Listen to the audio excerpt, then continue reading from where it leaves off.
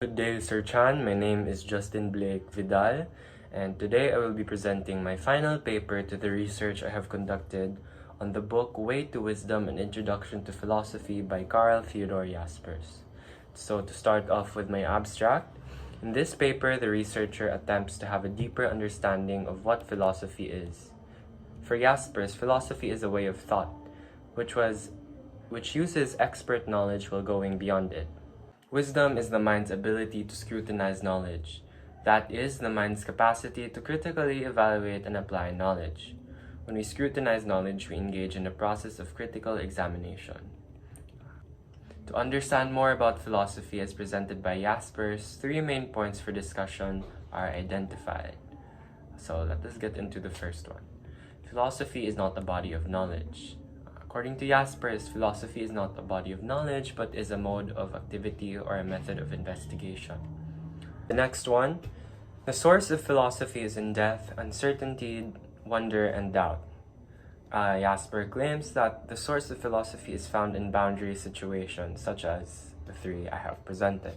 The third one, philosophy is a subjective interpretation of being. Jaspers considers philosophy as a subjective interpretation of being, which attempts to suggest the norms of values and principles of life is universally said. Next, let us get into the three strong objections. So starting off with the first one. Philosophy is a body of natural knowledge. To him, this phrase distinguishes philosophy from theology and implies that we are dealing with rational knowledge. Philosophy to him proceeds from observation and experience.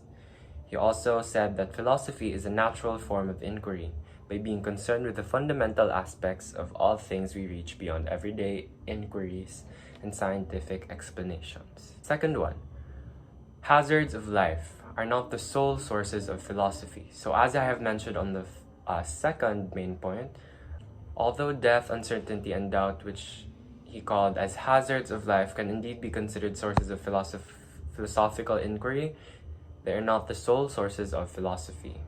For my third objection, the object is something that presumably exists independent of the subject's perception of it. In our everyday experience, we encounter objects that appear to exist even when we are not perceiving them. For example, a book on a shelf continues to exist even when we are not looking at it. This aligns with our common sense experience of the world. Proceeding to the answers of my objections, I will now start off with the first one. Answer to objection number 1. Knowledge in its entirety is the foundation of wisdom. It is the ability to understand and apply information. For the second one, boundary situations, hazards of life, search for wonder, for certainty, for unity, for definition, for identity, for meaning, and for self-worth are all sources of philosophy. However, when we analyze all ideas such as thing, event, time, good, justice, development, progress, etc., that arise in all areas of human discourse from many concrete issues, we may adequately resolve the concrete issues, for if there are no issues, no problems, there are no philosophy. My third objection, wisdom and knowledge may be thought of as two sides of the same coin, but they are not distinctively different. Knowledge can simply be thought of as possessing information, while wisdom can be thought of as possessing experience. It does not require our philosophy for it to not serve its purpose and exist independently. For the reflections on my answers, let us begin with the first one. Philosophy is not typically considered a body of natural knowledge because it primarily deals with abstract and conceptual topics, lacks empirical methods, and focuses on open-minded subjective questions. Reflection on answer 3. Objects themselves do not have their own philosophy. Philosophy is a human endeavor involving the study of fundamental questions about existence, knowledge, ethics, truths, and more. Objects can be subjects or philosophical inquiry, but don't inherently have their own philosophical perspectives or beliefs. To conclude, wisdom is the quality of having a deep understanding of fundamental truths and the ability to apply that knowledge judiciously in practical life. It involves sound judgment, discernment, and the ability to make decisions that are both morally and ethically sound. Wisdom is experience. From experience, we learn from the consequences of our decisions, and through experience, one gains insight into what works and what doesn't in real-life situations. Wisdom includes the capacity to make moral and ethical judgment, Experience allows individuals to grapple with ethical dilemmas and develop a deeper sense of right and wrong. The second one, the source of philosophy is anything that allows us to think, digging deeper on that whys and hows and not so much of what. To illustrate, breaking a promise is why breaking a promise wrong. Personal application to Insight 3. Philosophy is not limited, however, it is bounded by your thoughts and what you philosophize. Greetings! Good morning, everyone. I am Elsa Amelia Q. Sister, and I am the critic of Justin Blake Vidal's philosophical research paper. To start, I'd like to congratulate Justin Vidal for putting efforts to finish his 7 pages research paper.